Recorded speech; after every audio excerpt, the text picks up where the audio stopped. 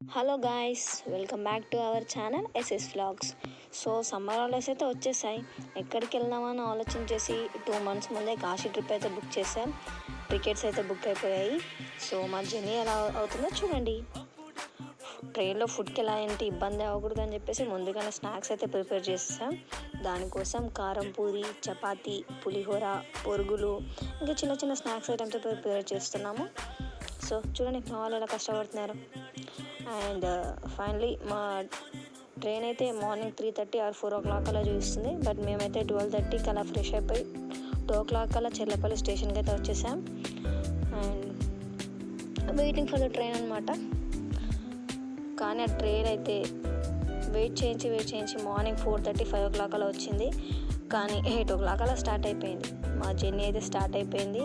First day in the train చూడండి. ఓ night journey కదా, పిల్లలు అయితే బాగా అలసిపోయారు, పడుకున్నారు. అండ్ మా దయ్యం అయితే చూడండి ఎలా కూర్చుందో. చలి పెడుతుంది, ఆయన నేచర్ని ఎంజాయ్ చేస్తూ కూర్చుంది మేడం. అండ్ వీళ్ళంతా వాళ్ళ చిట్ చాట్లో వాళ్ళు ఉన్నారనమాట. అండ్ ఈ బుజ్జి తల్లి చూడండి ఎలా కూర్చుందో. దానంతా కదా ఒక్కటి ఆడుకుంటూ కూర్చుంది. నేచర్ ఎంజాయ్ చేస్తుంది మేడం, బాగా ఆడుతూ కూర్చుంది. అండ్ మాకు కూడా బాగా ఆకలిస్తుంది. తెచ్చిన స్నాక్స్ ఎలాగ ఉన్నాయి కదని చెప్పేసి మా ఫుడ్ అయితే స్టార్ట్ చేసాము. వర్స్ట్ థింగ్ ట్రైన్ ఏంటంటే మధ్యాహ్నం లంచ్ కోసం ఫుడ్ అయితే ఆర్డర్ పెట్టాం. చాలా దరిద్రంగా ఉంది కాబట్టి తెచ్చిన చపాతీ, షుగర్ అడ్జస్ట్ అయిపోయామన్నమాట.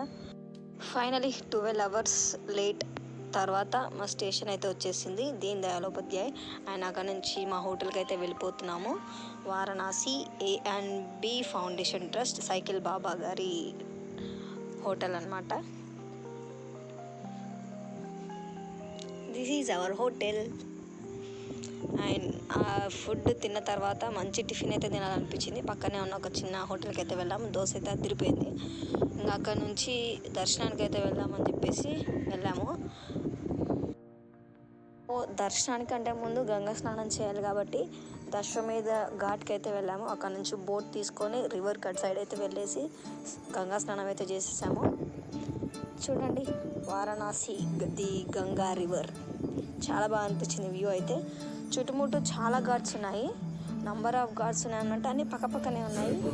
అండ్ దాంట్లో మెయిన్ వచ్చేసి Dashashwamedh Ghat, Satyaharishchandra Ghat and Manikarnika Ghat main important అంట.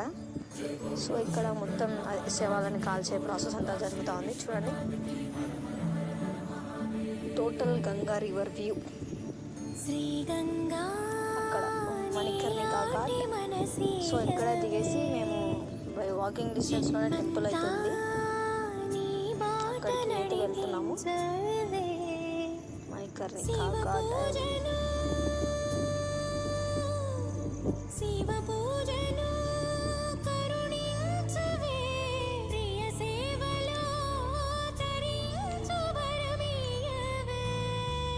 కాశీవాస సాంబ శివ కాచే తండ్రి మహదేవా, పొంగే గంగే నీ చలవా, కరుణకు లేదే ఏ కొదవా, మదిలో కోరిక తీరే మార్గం కావా.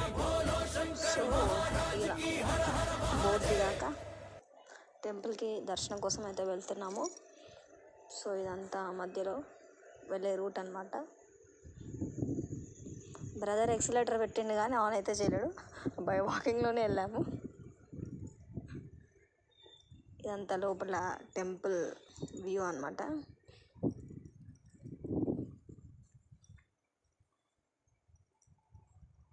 వాకింగ్ అయితే చాలా ఉంది.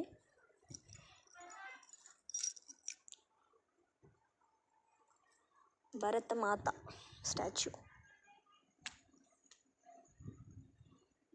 Waiting area. సో ఇక్కడ నుంచి లగేజ్ కౌంటర్స్ అన్నీ, ముందుకెళ్ళాక లగేజ్ రూమ్స్ అయితే ఉంటాయన్నమాట, లాకర్స్. సో అక్కడ లాకర్లో మన లగేజ్ అంతా పెట్టేసి వాళ్ళే ప్రసాదం ఇస్తారనమాట. ఫ్రీ లాకర్ అంటారు కానీ దానికి బదులు మనకు ప్రసాదం చేతిలో పెట్టి పంపిస్తారు. వేరే దగ్గర కొనకుండా వాళ్ళ దగ్గర కొనాలన్నమాట. ఫైనలీ దర్శనం అయితే చాలా బాగా జరిగింది. నెక్స్ట్ విశ్వనాథుని తర్వాత కాశీ విశాలాక్షి ఇంకా అన్నపూర్ణాదేవి దర్శనం కూడా చాలా బాగా జరిగింది. తర్వాత ఏం జరిగిందో పార్ట్ 2 వీడియో అయితే వస్తుంది. అప్పటి వరకు like, share and subscribe my channel SS Vlogs. Thank you.